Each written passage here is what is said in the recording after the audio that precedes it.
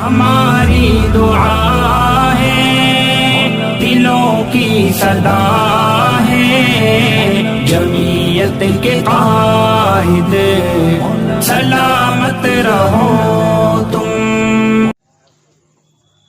اب ہمارے مہمان خصوصی حضرت مولانا اظہر مدنی صاحب دامت برکاتہم تشریف لا رہے ہیں۔ جو ہے ان کے ملفوظات کو مجمع جو ہے عمل کی نیتوں کے ساتھ توجہ کے ساتھ مجمع سنیں، بڑی قیمتی باتیں ہمارے سامنے آئی۔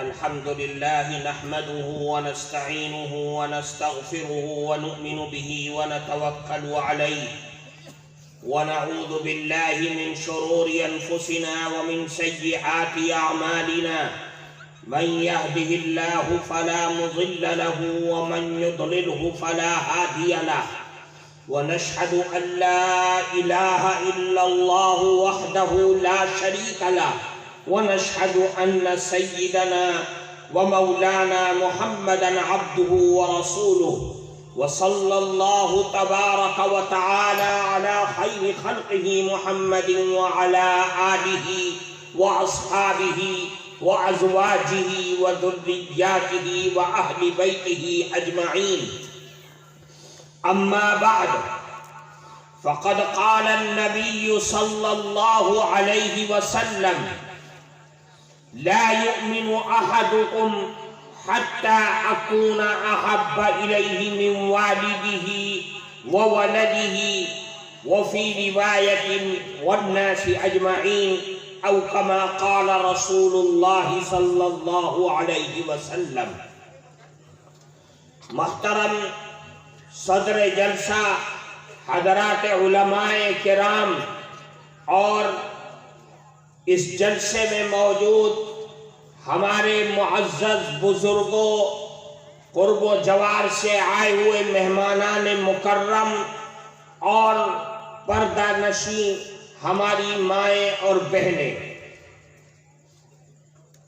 میں نے آپ کے سامنے ایک بہت مشہور حدیث پڑھی ہے۔ کچھ باتیں اس حدیث کی روشنی میں آپ کے سامنے عرض کرنے کی کوشش کروں گا۔ مختصر سی بات،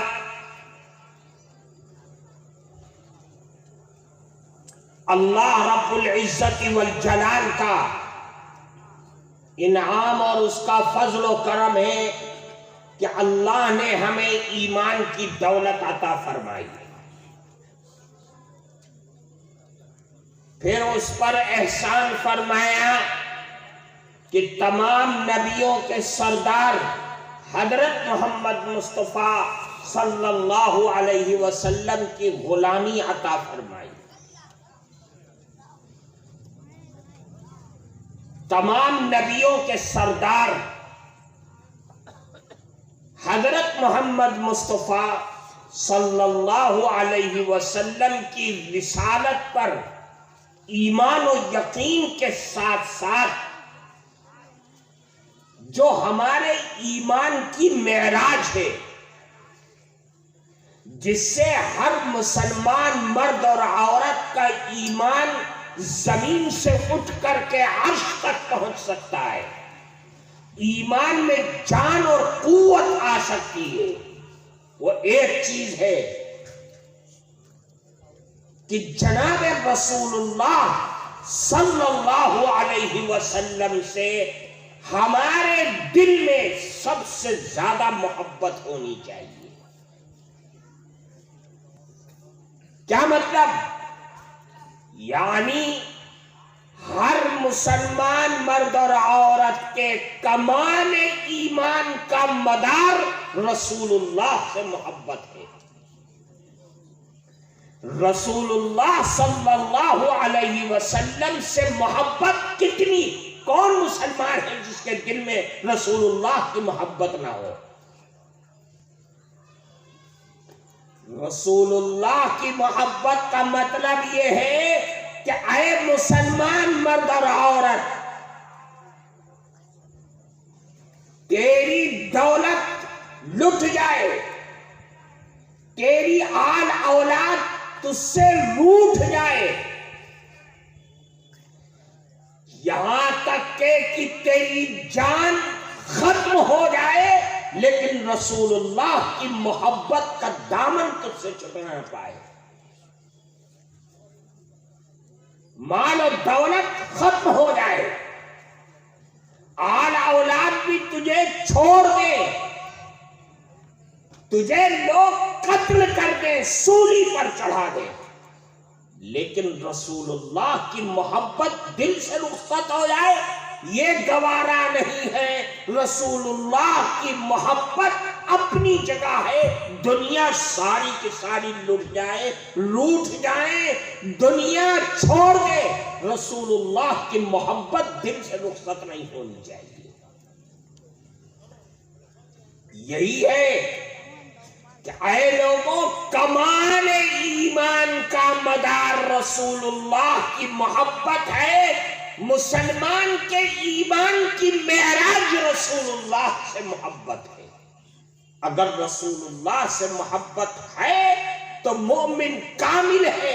اگر رسول اللہ کی محبت دل میں آل اولاد، مال و دولت اور جان کے مقابلے میں نمبر 2 پر ہے، تو یاد رکھو کہ تمہارا ایمان ناقص ہے، کمزور ہے، رسول اللہ کی محبت کا دعویٰ جھوٹا ہے۔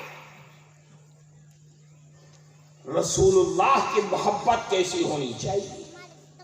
حضرت عمر فاروق کون ہے؟ رسول اللہ صلی اللہ علیہ وسلم کے بعد دنیا میں تمام مسلمانوں میں دوسرے نمبر پر حضرت عمر رضی اللہ تعالی عنہ کی شخصیت ہے۔ پہلے نمبر پر حضرت ابو بکر صدیق رضی اللہ عنہ، اس کے بعد امیر المؤمنین حضرت عمر فاروق رضی اللہ تعالی عنہ کی محبت کا مقام ہے۔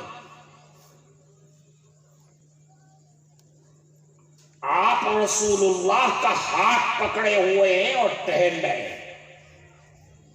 حضرت عمر فاروق نے فرمایا، اے اللہ کے نبی، آپ سے مجھے بے پناہ محبت ہے سوائے میری جان کے۔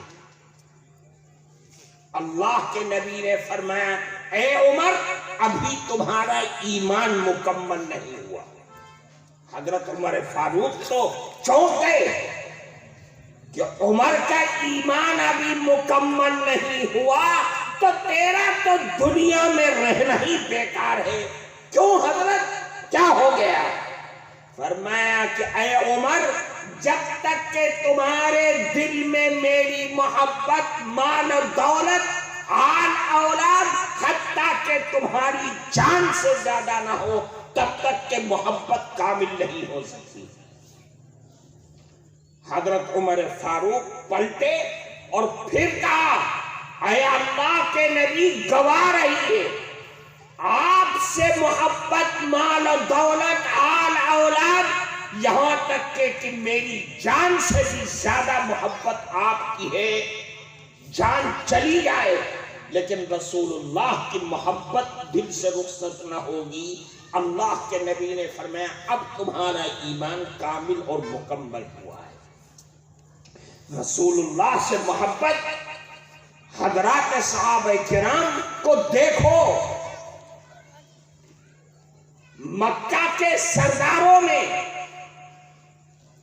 مکہ کے لوگوں کا ایلچی اور ترجمان بن کر کے سب سے بڑا ہوشیار پڑھا لکھا آدمی عروہ ابن مسعود اللہ کے نبی کے پاس آیا مکے والوں کا پیغام لے کر کے۔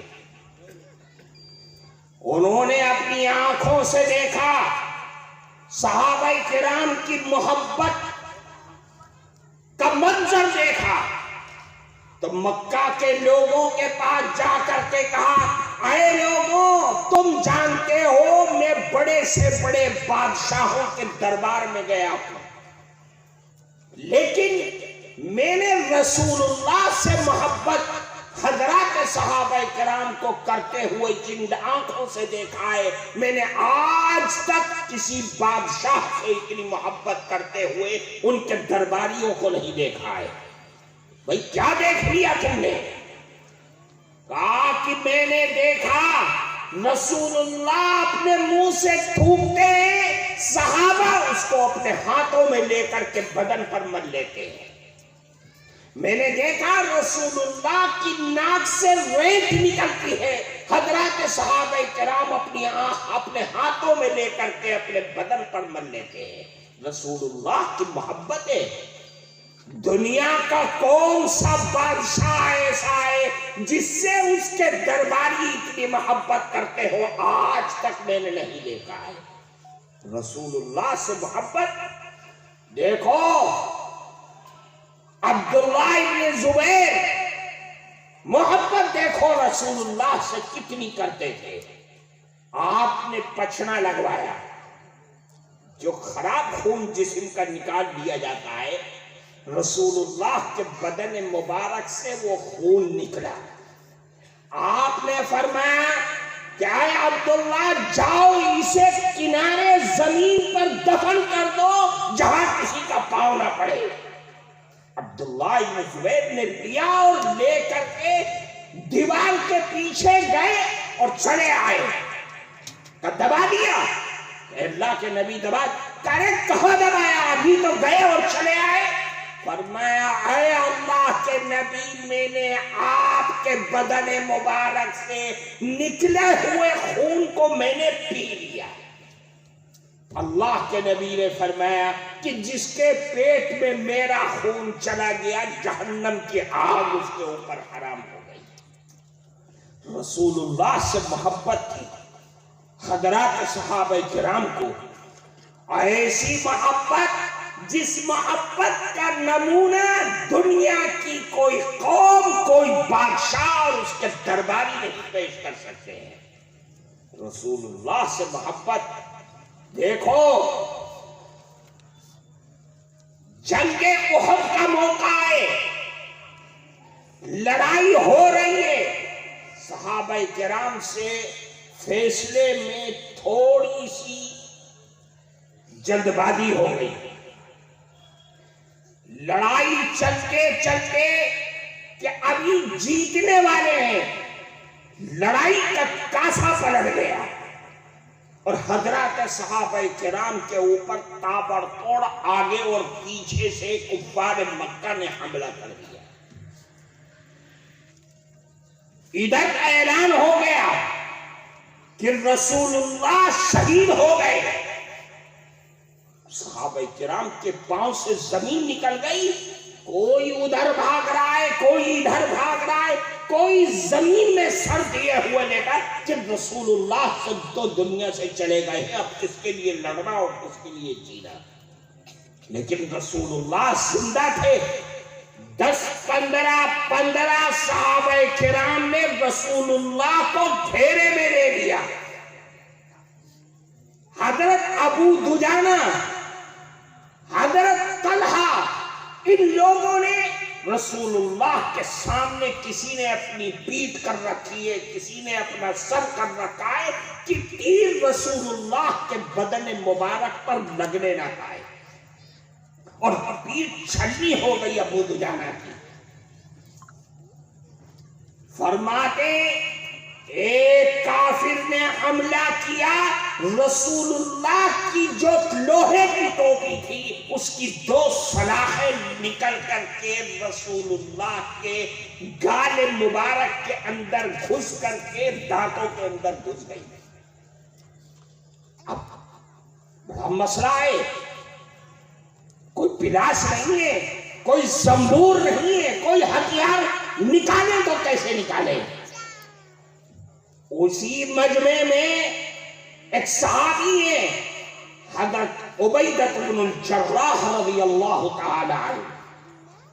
حضرت ابو بکر صدیق دوڑے، ان سے پہلے حضرت ابو عبیدہ بن الجراح دوڑے اور رسول اللہ کے دانت میں جو سلاخیں لوہے کی گھس گئی تھی اپنے دانت سے پکڑ کر کے ایک سلاخ نکالی.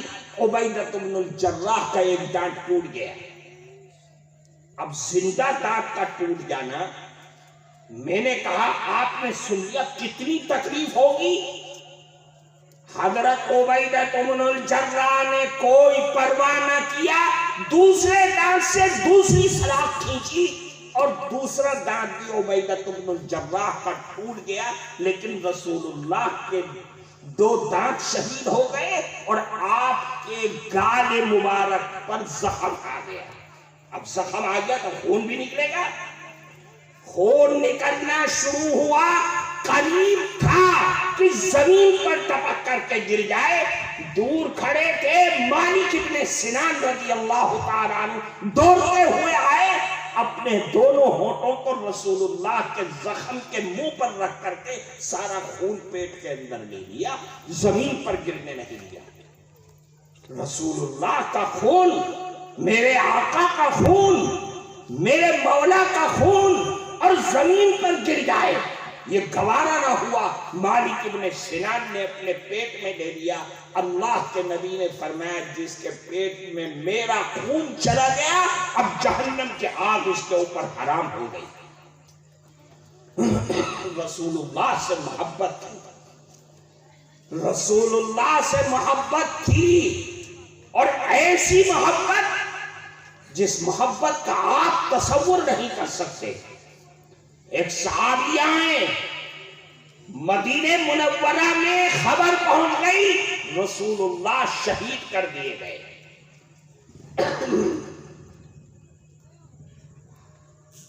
مدینے کی تمام عورتوں میں کھلبلی مچ گئی.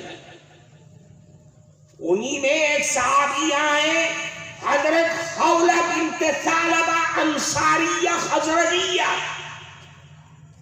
بے قرار ہو کر کے گھر سے باہر نکل آئی. قافلے آ رہے، پوچھا ارے رسول اللہ کہاں ہیں؟ قافلے والوں نے کہا کہاں جا رہی ہو؟ ہمیں نہیں معلوم. ارے تمہارا شوہر شہید ہو گیا ہے. حضرت خولہ نے انا للہ پڑھا اور آگے بڑھ گئی. کوئی دوسری ہماری عورتیں ہوتی وہیں پہ سر پٹکنا کہ میں تو بیوہ ہو گئی، میں تو لڑ گئی. حضرت خولہ نے کچھ نہیں کہا، انا للہ پڑھا، آگے بڑھ گئی. اگلا قافلہ آ رہا ہے، ارے یہ بتاؤ رسول اللہ کہاں؟ ہمیں نہیں معلوم. ارے خولہ کہاں جا رہی ہو دوڑتی ہوئی؟ تمہارا تو لڑکا بھی شہید ہو گیا ہے. پھر انا للہ پڑھا، آگے ارے یہ بتاؤ رسول اللہ کہاں ہے، کس حال میں؟ کہ ہمیں نہیں معلوم، پیچھے دیکھو آ رہے ہوں گے. اور کہاں جا رہی ہو؟ تمہارا تو بھائی بھی شہید ہو گیا اس جنگ کے اندر، کہاں بھاگی جا رہی ہو؟ حضرت خولہ کے منہ پر، زبان پر ایک ہی ارشاد، ارے یہ بتاؤ رسول اللہ کس حال میں؟ کہا کہ دیکھو شاید پیچھے آ رہے ہوں. آپ مجمع کو چیرتی ہوئی اندر گھسی، اپنی آنکھوں سے رسول اللہ کا دیدار کیا اور فرمایا کل مصیبت بعدک یا رسول اللہ جللو، ہر مصیبت آسان ہے اے اللہ کے نبی، آپ زندہ سلامت رہے. میری گود چھین جائے گوارا، میرا شوہر شہید ہو جائے گوارا ہے، میں بیوہ ہو جاؤں گوارا ہے، لیکن رسول اللہ آپ سلامت رہے، آپ سلامت رہیں گے تو میری دنیا اور آخرت بھی سلامت رہے گی. حضرت خولہ کی یہ محبت تھی رسول اللہ سے. اللہ کے نبی سے محبت حضرات صحابہ کرام کو سب سے زیادہ تھی. واقعات کا سمندر ہے. حضرت خبیب رضی اللہ تعالیٰ عنہ لوگوں نے پکڑ لیا کفار مکہ نے کہ تم نے ہمارے باپ کو اور ہمارے دادا کو قتل کیا تھا. پکڑ کے لے گئے اور خوب اسٹیج لگایا، سولی کا پھندا لگایا کہ اب خبیب سے ہم اپنے باپ کا بدلہ لیں گے. حضرت سفیان ابو سفیان جو ابھی اسلام نہیں لائے، انہوں نے کہا اے خبیب ہم تمہیں چھوڑ رہے ہیں، تمہیں آزاد کر دیں اور تمہارے بدلے اس سولی کے پھندے پر رسول اللہ کو چڑھا دیں تو تمہارا کیا خیال ہے؟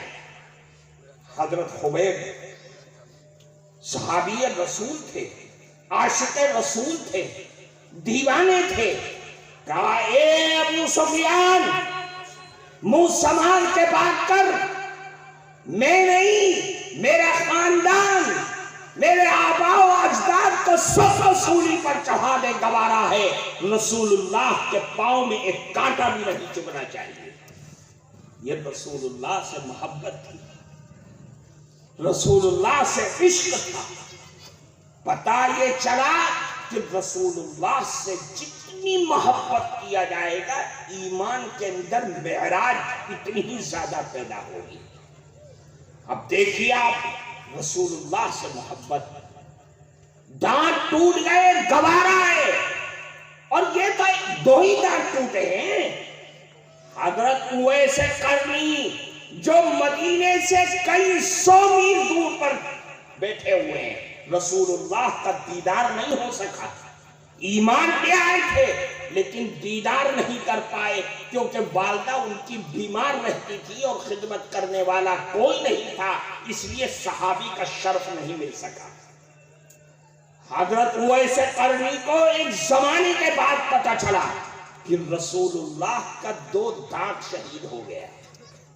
حضرت اویس قرنی نے وہی بیٹھے بیٹھے اپنے 2 دانت توڑ لیے، پھر خیال آیا ہو سکتا ہے اس کے بعد والے ہو، پھر توڑ لیے، یہاں تک کہ ایک ایک کر کے اپنے سارے دانت توڑ لیے کہ جب رسول اللہ کا 2 دانت ٹوٹ گیا، اویس قرنی میں سارے دانت رہے، یہ کیسے گوارا ہو سکتا ہے؟ یہ رسول اللہ کی محبت تھی۔ اللہ کے نبی اس دنیا سے رخصت ہو گئے، آپ کی محبت حضرات صحابہ کرام کے دل میں کیسی تھی؟ حضرت عمر فاروق مسجد میں تلوار لیے خبردار کوئی نہ کہہ دے کہ رسول اللہ چلے گئے۔ حضرت علی سر ڈالے پڑے ہوئے ہیں، عثمان غنی بے حال ہے، حضرت ابوبکر صدیق آئے اور رسول اللہ کے چہرے سے چادر اٹھائی اور آنسو پہ آنسو شروع ہو گئے۔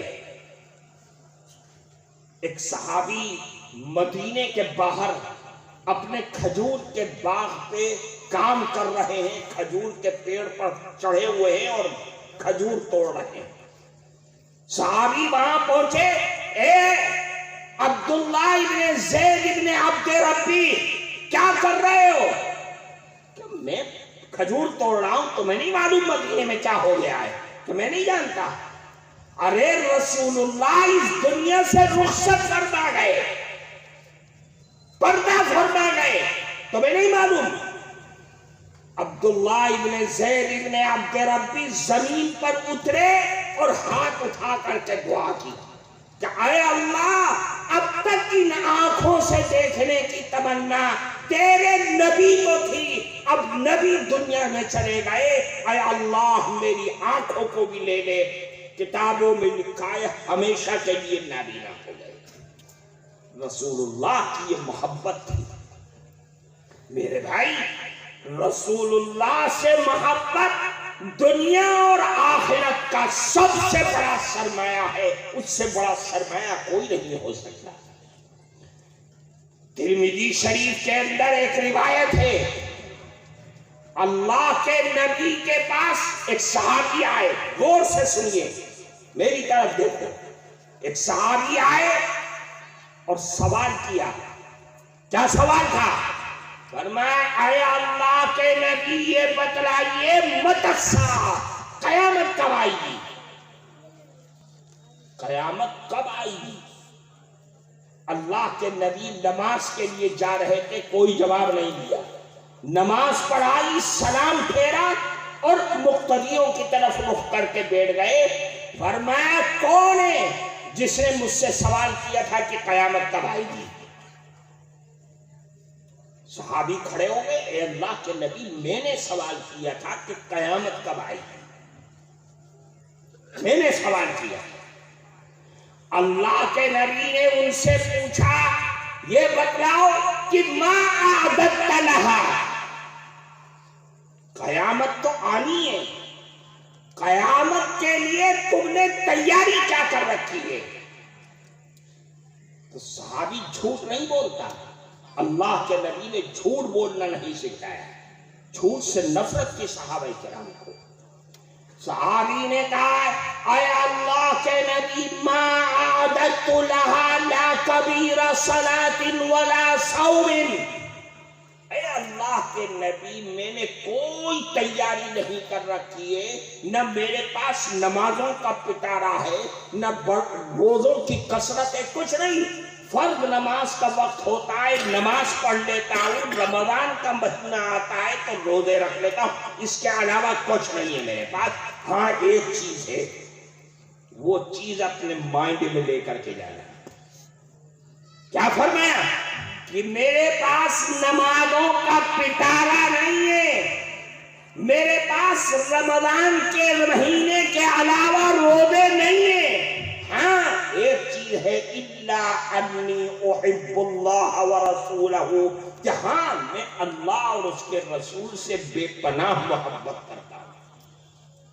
یہ ہے میرے پاس سرمایہ دنیا اور سرمایہ آخرت، کہ میں اللہ کے نبی سے بہت محبت کرتا ہوں۔ اللہ کے نبی نے فرمایا المرء مع من احب وانت مع من احببت۔ اے سوال کرنے والے سن لو، ہر مسلمان مرد سنے، ہر عورت سنے، کہ آج دنیا میں تم جس سے محبت کرتے ہو، قیامت کے دن تم اسی کے ساتھ رہو گے۔ تم محبت کا دعویٰ کر رہے ہو اللہ اور اس کے رسول سے، قیامت کے دن تم اللہ اور اس کے رسول کے ساتھ ہو۔ اب قیامت کی کیا فکر ہے؟ بڑی مصیبت آ جائے جب رسول اللہ کا ساتھ مل گیا، رسول اللہ کا دامن مل گیا، اب پل صراط پر چلنا آسان، اللہ کے دربار میں حساب و کتاب کو پیش کرنا آسان، اس لیے کہ رسول اللہ کی محبت کا دامن مل گیا ہے۔ اس لیے میرے بھائیوں، اللہ کے نبی سے محبت یہ بنیاد ہے۔ ہم کو اپنی زندگی میں رسول اللہ کو اپنا آئیڈیل اور نمونہ بنانا پڑے گا اگر دنیا اور آخرت میں کامیابی چاہتے ہو۔ اگر رسول اللہ سے ہٹ کر کے کسی فلمی دنیا کے ہیرو کو اگر ہم نے اپنے زندگی کا آئیڈیل اور نمونہ بنایا ہے تو یاد رکھیے تباہی اور بربادی دنیا اور آخرت کی بالکل آپ کے قدموں میں آ کر پڑ چکی ہے، کوئی نہیں بچا سکتا۔ دیکھو، ہم نے سر کے بالوں سے لے کر پیجاموں کے ٹخنوں سے نیچے تک ہم نے اپنے آئیڈیل ان لوگوں کو بنایا ہے جو اللہ کے دربار سے پھٹکارے ہوئے ہیں، جن کے پاس نہ ایمان کی سلامتی ہے نہ کردار ہے، تو وہ جب ڈوبیں گے تو ہم کون سا بچ جائیں گے؟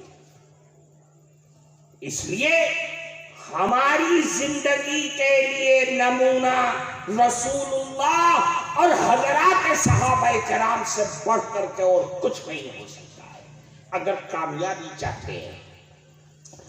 پھر فرمایا رسول اللہ کی محبت کیا تھی؟ اللہ کے نبی وضو فرما رہے ہیں، حضرات صحابہ کرام کھڑے ہوئے ہیں، وضو کا پانی جو لگ کر کے بدن سے ٹچ ہو کر کے زمین پر گرنا ہے، حضرات صحابہ کرام نے اپنے ہاتھوں میں لے لیا اور لے کر کے بدن پر ملنا شروع کر دیا۔ جن صحابہ کے پانی ہاتھ نہ لگا، انہوں نے ان صحابہ کے گیلے ہاتھوں پر اپنا ہاتھ ملا اور بدن پر ملنا شروع کر دیا۔ اللہ کے نبی نے فرمایا میں احملکم علی ھذا، تم نے یہ کام کیا کیوں ہے، کیا بات ہے؟ صحابہ کرام نے فرمایا کہ ہمارے دل میں آپ کی محبت کی آگ لگی ہوئی ہے، اس آگ نے ہمیں مجبور کر دیا کہ ہم اللہ اور اس کے نبی سے بے پناہ محبت کرتے ہیں، اس محبت کی وجہ سے ہم نے یہ کام کیا ہے۔ اللہ کے نبی نے فرمایا سن لو، قیامت تک آنے والا ہر مسلمان مرد اور عورت جو شخص یہ چاہتا ہے کہ رسول اللہ ان سے محبت کرنے لگے، اللہ اور اس کے نبی اس سے محبت کرنے لگے، اور اللہ اور اس کے نبی سے وہ محبت کرنے والا بن جائے، تو 3 کام کرنے ہوں گے۔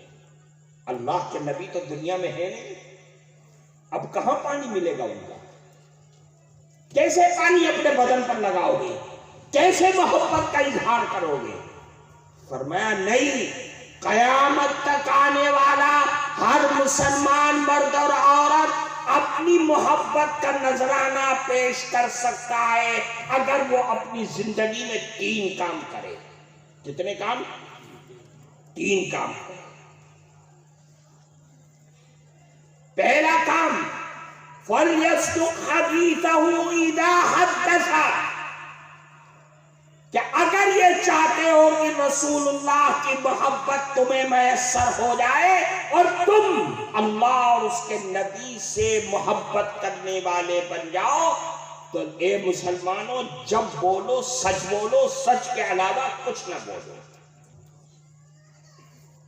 اگر جھوٹ بولتے ہو تو یاد رکھو رسول اللہ کی محبت میں تم سچے نہیں ہو، تم دعویٰ تمہارا غلط ہے، کمزور ہے، ایمان بھی تمہارا کمزور ہے۔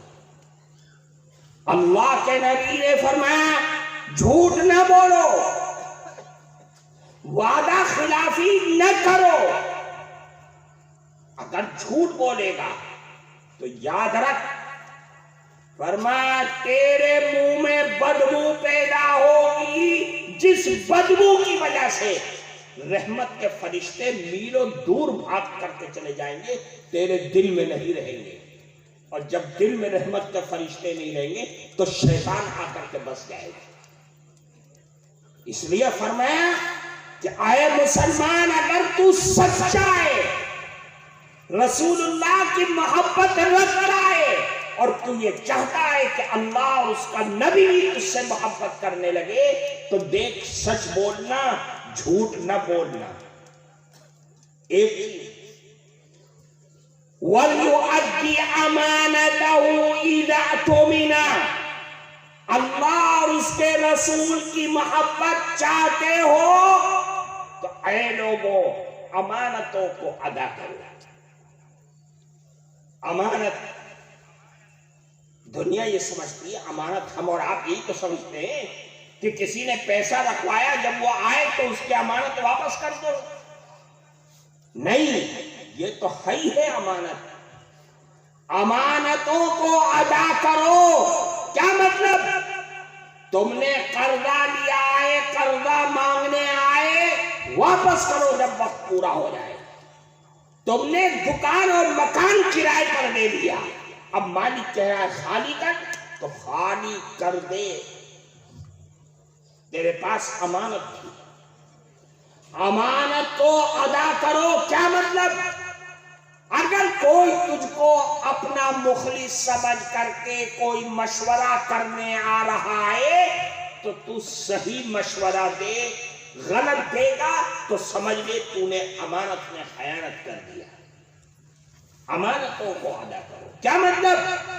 امانتوں کو ادا کرو کہ اگر تو نے، تجھ سے کسی نے کان میں آ کر کے، تیرے بھائی نے، تیرے دوست نے، تیرے رشتہ دار نے تیرے کان میں آ کر کے اپنے گھریلو اور اپنی ذاتی کوئی بات بتلائی ہے، دل ہلکا کرنے کے لیے، دوست سمجھ کر کے، اپنا قریبی سمجھ کر کے، دیکھ یہ بات تیرے پاس امانت ہے، اس لیے کہ تجھ کو اکیلے میں تیرے کان کے پاس آ کر کے کہا ہے، اگر تو نے کسی اور سے بتلا دیا تو تو نے امانت میں خیانت کر دی۔ اب رسول اللہ کی محبت کا دعویٰ کرتا رہے، سب جھوٹ۔ امانتوں کو ادا کرو، کیا مطلب؟ باپ کا انتقال ہو گیا، تمہارے بھائی بھی ہیں اور بہنیں بھی ہیں، اگر تم نے باپ کی زمین اور جائیداد اور وراثت کو بھائیوں میں تقسیم کر کے بہنوں کو محروم کر دیا، تم نے امانت میں خیانت کر دیا۔ شریعت بہنوں کا حصہ ہے، قرآن کہتا ہے بہنوں کو دو، تم نے بہنوں کو نہ دیا اور مل بانٹ کر کے کھا گئے، یاد رکھو ساری زندگی حرام کھاؤ گے۔ یہ علماء بیٹھے ہوئے ہیں، اس کے علاوہ کوئی کہہ دے، جب تک کہ بہنوں کا حصہ نہ دو گے تو تمہاری جان نہ چھوٹے گی، یا نہیں دو گے قیامت کے دن دو گے۔ بہن تو نہیں مانگ رہی ہے، وہ یہ سمجھ رہی ہے کہ اگر میں نے بہنوں سے بھائیوں سے مانگ لیا تو میرا میکا ختم ہو جائے گا، میری عیدی اور میری تہواری میرے بھائی دیں گے نہیں، اور میری شادی کا مسئلہ آئے گا تو یہ سب ہاتھ کھینچ لیں گے۔ یاد رکھو شادی بیاہ سماج کے رسم و رواج یہ ایک الگ ہے، اس کا وراثت سے کوئی رشتہ نہیں ہے۔ وراثت جو قرآن کہتا ہے اس کو دینا پڑے گا، دینا پڑے گا، دینا نہیں دو گے حرام کھاؤ گے، یا نہیں دو گے قیامت کے دن دینا پڑے گا تمہیں۔ کہاں سے دو گے؟ مسلمان تو نہیں سمجھتا اس چیز کو، ہر چیز کو ہوا میں اڑاتا ہے، اس فرض کو بھی ہوا میں اڑا دیتا ہے۔ یہ قرآن کا مسئلہ ہے، یہ کسی عالم اور مفتی کا مسئلہ نہیں ہے، یہ میرا اور آپ کا نہیں ہے۔ ایک ایک پائی جوڑ جوڑ کر کے دے، نہیں دو گے تو قیامت میں دینا پڑے گا، آج ہی دے دو، اور اگر دینے کے لیے نہیں ہے تو دنیا ہی میں مرنے سے پہلے پاؤں پکڑ کر کے معاف کرا لو، اس کے علاوہ چھٹی کا راستہ کوئی نہیں ہے، یا تو دو یا معاف کر لو۔ یہ کھلا ہوا مسئلہ ہے، اس لیے اللہ کے نبی سے محبت کا دعویٰ کرتے ہو تو امانتوں کو ادا کرو، امانت میں خیانت نہ کرنا۔ تیسری چیز فرمایا اگر تم رسول اللہ سے محبت کا دعویٰ کرتے ہو اور یہ چاہتے ہو کہ اللہ اور اس کا نبی بھی تم سے محبت کرنے لگے تو فَلْيُحْسِنْ جِوَارَ مَنْ جَاوَرَهُ، کہ اپنے پڑوسی کے ساتھ حسن سلوک کا معاملہ کرو۔ پڑوسی جس کی دیوار تمہاری دیوار سے ملی ہے، جس کا دروازہ تمہارے دروازے سے ملا ہے، جو تمہاری گلی میں رہتا ہے، تمہاری بلڈنگ میں رہتا ہے، وہ امیر ہے، غریب ہے، وہ مسلمان ہے کہ کسی اور مذہب کا ماننے والا ہے، سب برابر ہے۔ اللہ کے نبی کی تعلیم یہ ہے پڑوسی چاہے جو ہو تمہارا کام ہے اس کے ساتھ حسن سلوک کرنا۔ اگر تم نے پڑوسی کو ستایا، تکلیف پہنچائی، کوڑا اس کے دروازے پہ ڈال دیا، اس کی نالی میں پتھر ڈال دیا، اس کی چھت پر کوڑا ڈالا، ستایا، تم نے تکلیف پہنچائی، تو یاد رکھو تمہاری نمازیں، تمہارے روزے، تمہارا حج، تمہاری بڑی بڑی داڑھیاں، سر پہ پگڑیاں، تمہارا مفتی، عالم، حافظ ہونا، یہ تمہیں جنت میں نہیں پہنچا سکتا ہے جب تک کہ اللہ کے دربار میں تمہیں سزا نہ دے دی جائے۔ حساس مسئلہ ہے شریعت کا، اتنا حساس مسئلہ ہے کہ اے لوگوں، اگر تمہارا پڑوسی ظالم ہو، ظلم کرتا ہے، لیکن میرے نبی کی تعلیم یہ ہے اس ظلم کا بدلہ ظلم سے نہ دو بلکہ نفرت کا بدلہ محبت سے دو۔ تم اس کا جواب مت دو۔ اگر تم نے جواب دے دیا ظلم کا ظلم سے، طاقت کا طاقت سے، گالیوں کا گالی سے، تو یاد رکھو اس نے بھی گو کھایا اور تم بھی گو کھا رہے ہو۔ پڑوسی کے ساتھ حسن سلوک۔ کون ہے پڑوسی؟ اللہ کے نبی فرماتے روزانہ آسمان سے جبرائیل امین آتے اور ایک ہی جملہ، اے محمد اپنے پڑوسی کے ساتھ حسن سلوک کا معاملہ کرو۔ روز آنا ایک ہی بات فرماتے حتی ظننت انہ سیورثہ، مجھے یہ گمان ہونے لگا کہ کہیں ایسا نہ ہو کہ اللہ یوں فرما دے کہ اپنے پڑوسی کو وراثت میں شامل کر لو۔ اتنی تاکید فرمائے پڑوسی کے ساتھ اس میں سلوک کا معاملہ۔ پڑوسی کا حق کیا ہے؟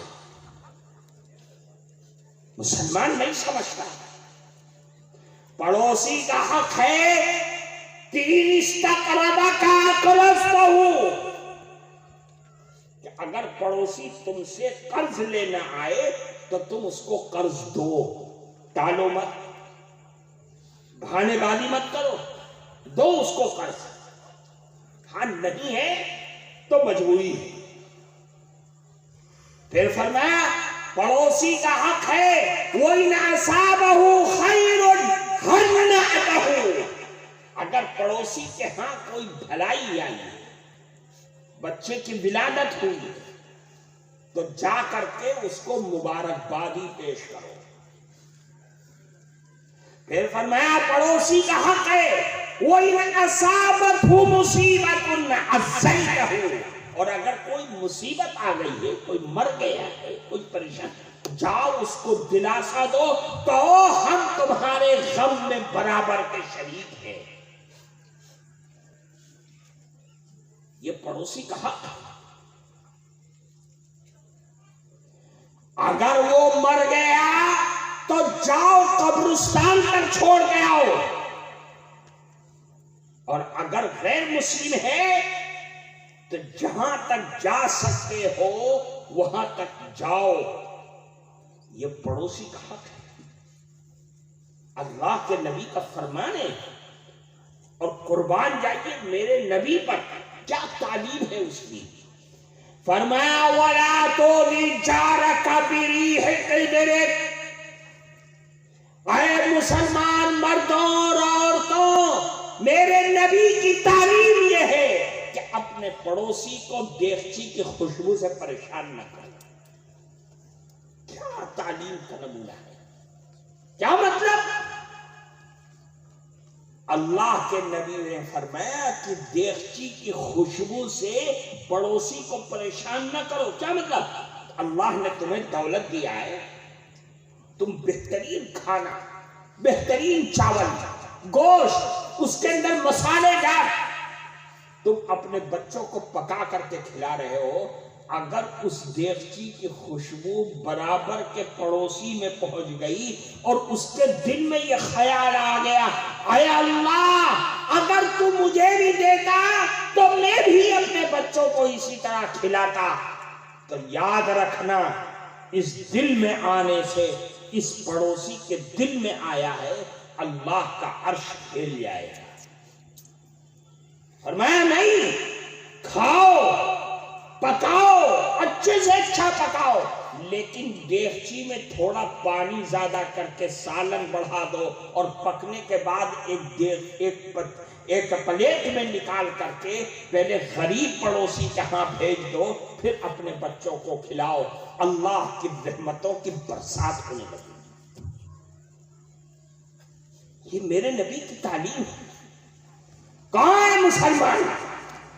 کون سی شریعت، کون سا مسئلہ ہے جو آپ کو پڑوسی کو تکلیف پہنچانے پر مجبور کرتا ہے تاکہ وہ اونے پونے دام میں اپنا گھر آپ کو بیچ کر کے یہاں سے چلا جائے؟ کون سی شریعت آپ کے پاس ہے؟ یاد رکھو، اللہ کے نبی بیٹھے ہوئے ہیں، ایک صحابی آئے کہ اللہ کے نبی، ہمارے گلی میں، ہمارے گاؤں میں ایک عورت ہے جو بہت تہجد گزار، نفلوں کی پابند، نماز روزے کی پابند، دیندار ہے، لیکن پڑوسی کو بہت ستاتی ہے۔ معلوم ہے اللہ کے نبی نے کیا فرمایا؟ فرمایا ہی فی النار، وہ دوزخ میں جائے گی۔ اس کی نمازیں، اس کا حج، اس کے قرآن کا پڑھنا، اس کا صدقہ و خیرات جہنم کے آگ سے نہیں بچا سکتی، اس لیے کہ اللہ کے بندوں کو وہ تکلیف پہنچا رہی ہے، وہ بھی وہ بندہ جو تیرا پڑوسی ہے۔ اس لیے میری ماؤں بہنوں، میرے بھائیوں، اللہ کے نبی کی تعلیم ہے، اس تعلیم کو اپنے دماغ میں لے کر کے جائے کہ ہمیں جھوٹ نہیں بولنا ہے، ہمیں امانتوں کا خیال کرنا ہے، ہمیں اپنے پڑوسی کے ساتھ حسن سلوک اور محبت کا معاملہ کرنا ہے، چاہے پڑوسی کتنا ہی بڑا ظالم ہی کیوں نہ ہو۔ اس لیے میرے بھائی، آج دنیا کے حالات بڑے خراب ہیں، بہت خراب ہیں، لیکن رسول اللہ کی محبت اگر ہے، آپ کا دامن آپ کے ہاتھوں میں ہے، تو یہ دنیا کے سارے حالات اس سے بھی خراب ہو جائیں، مسلمان پر کوئی اثر پڑنے والا نہیں ہے۔ اگر مرے گا رسول اللہ کی محبت کے ساتھ تو شہید ہو کر کے مرے گا، اور اگر جیے گا رسول اللہ کی محبت کے ساتھ تو غازی بن کر کے جیے گا۔ دونوں ہاتھوں میں لڈو ہے مسلمان کی، لیکن شرط ہے کہ رسول اللہ کی محبت ہونی چاہیے، شریعت سے محبت ہونی چاہیے۔ دنیا فیصلے کر لے، جو چاہے فیصلے کرے، لیکن ہماری زندگی کے اندر، ہماری خلوت و جلوت میں رسول اللہ کی غلامی کا منظر ہونا چاہیے۔ اس سے ہٹ کر کے مسلمان کوئی سودا کر لے، یہ مسلمان کا ایمان نہیں کہہ سکتا ہے۔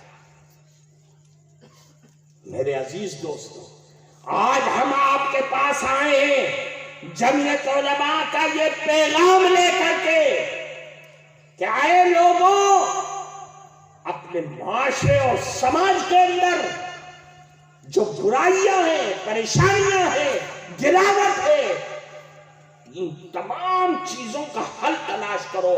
اس کا حل ملے گا رسول اللہ کی غلامی میں۔ رسول اللہ کی غلامی میں کیا مطلب؟ کہ اے لوگوں، رسول اللہ کے غلام ہو تو اپنے اولاد کی تربیت بھی اسی انداز میں کرو جو رسول اللہ نے فرمایا ہے۔ رسول اللہ نے کہا ہے کہ بچہ پیدا ہو جائے، اس کے کان میں ڈال دو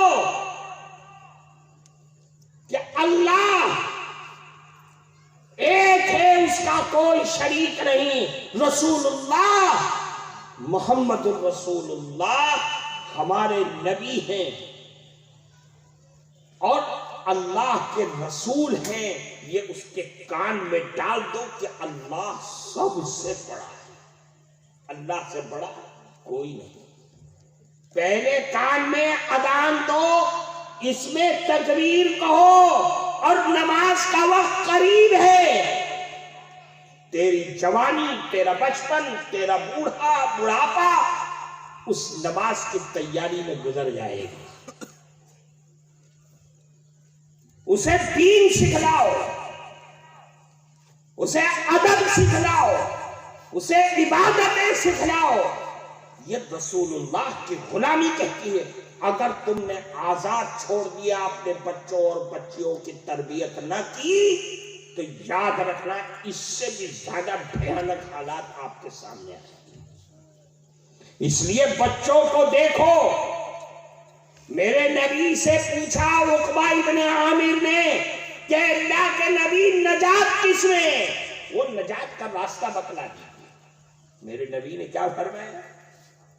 فرمایا وَلْيَسْعَكَ بَيْتُكَ، اے عقبہ نجات اس میں ہے کہ جب موقع ملے اپنے گھر کو لازم پکڑ لو، بازار کو نہیں، ہوٹلوں کو نہیں، تفریح گاہوں میں نہیں، دوستوں کے، اپنے گھر میں جاؤ، پوچھو، اپنی ماں کی خیریت لو، باپ کی خیریت لو، اپنی بیوی سے پوچھو کیا کیا، بچوں کی خبر لو، بچیوں کی خبر لو، کہاں بیٹھ رہے ہیں، کیا کر رہے ہیں، کیا دیکھ رہے ہیں، کیا سن رہے ہیں، کہاں بات کیے، کس سے ملے، کیا پڑھا، ان ساری چیزوں کی خبر گیری کرو اگر نجات چاہتے ہو۔ اور اگر تم نے آزاد چھوڑ دیا تو یاد رکھنا یہ بچے تمہارے ایمان اور عقیدے کے دشمن بن جائیں گے اور رسول اللہ کے غلامی کا جنازہ نکل جائے گا۔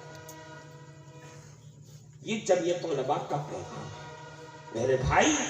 جمعیت علماء آپ کی مذہبی جماعت ہے، جس جماعت کہ ہر فرد، ہر آدمی آپ کی بھلائی کے لیے، آپ کے اوپر آنے والے مسائل کے لیے رات اور دن ایک کیے ہوئے ہیں۔ آپ تک مسائل بعد میں پہنچتے ہیں، آپ کے جمعیت علماء کے فعال، متحرک رہنما اور قائد آپ کے اوپر آنے والی پریشانیوں کو دور ہی سے دفن کر دیتے ہیں، محنت کرتے ہیں، کوشش کرتے ہیں، کام کرتے، مقدمات لڑتے، جیلوں سے رہا کراتے، اوقاف کے سلسلے میں لڑتے ہیں۔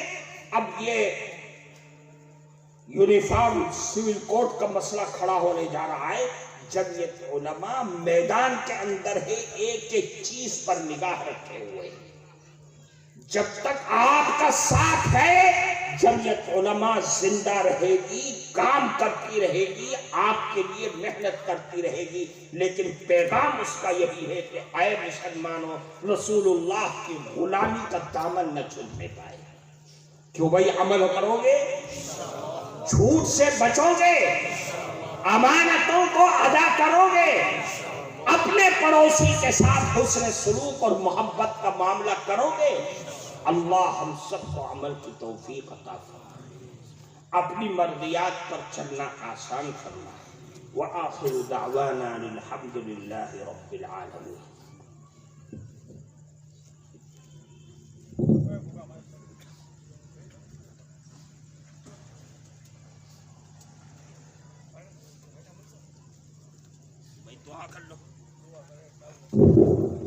الحمد للہ رب العالمین۔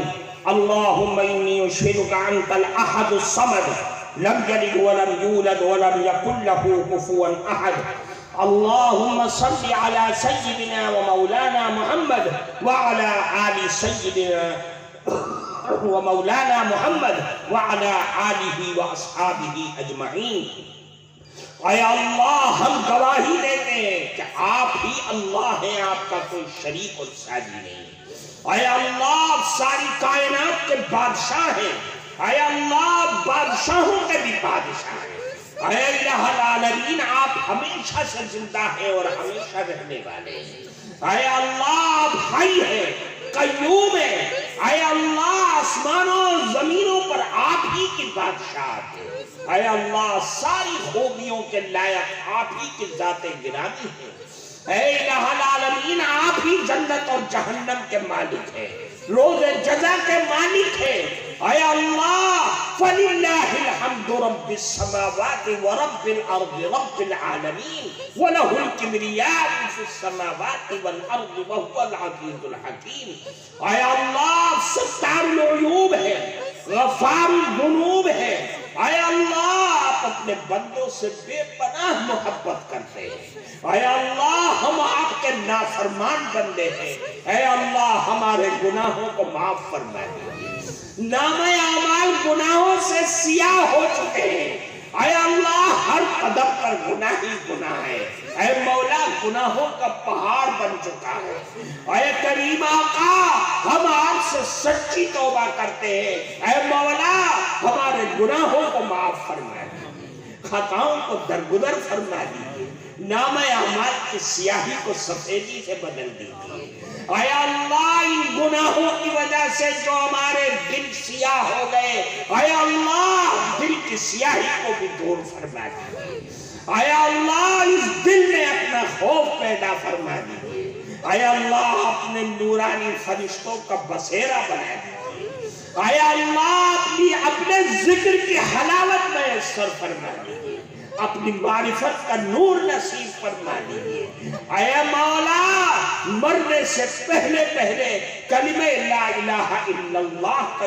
یقین پیدا فرما دیجیے، اے اللہ رسول اللہ کا سچا عاشق اور دیوانہ بنا دیجیے، اے اللہ رسول اللہ کی محبت سے ہم سب کو وابستہ فرما دیجیے، اے کریم آقا ہمیں جھوٹ سے بچا دیجیے، امانتوں میں خیانت کرنے سے بچا دیجیے، اے اللہ ہمیں اپنے پڑوسی کے ساتھ حسن سلوک کا معاملہ کرنے کی توفیق عطا فرما دیجیے، اے اللہ تمام بیماروں کو شفا عطا فرما دیجیے، اے اللہ جتنے یہاں بیٹھے ہوئے ہیں مردوں میں عورتوں میں سب کے دلوں کی جائز مرادوں اور تمناؤں کو پورا فرما دیجیے، اے اللہ جن گھروں میں جوان بچیاں بیٹھی ہیں رشتے نہیں آ رہے، اے اللہ ان کے لیے بہترین رشتوں کا انتظام فرما دیجیے، اے اللہ جن کے رشتے ہیں شادی کی طاقت نہیں ہے، اے اللہ غیب سے ان کا انتظام فرما دیجیے،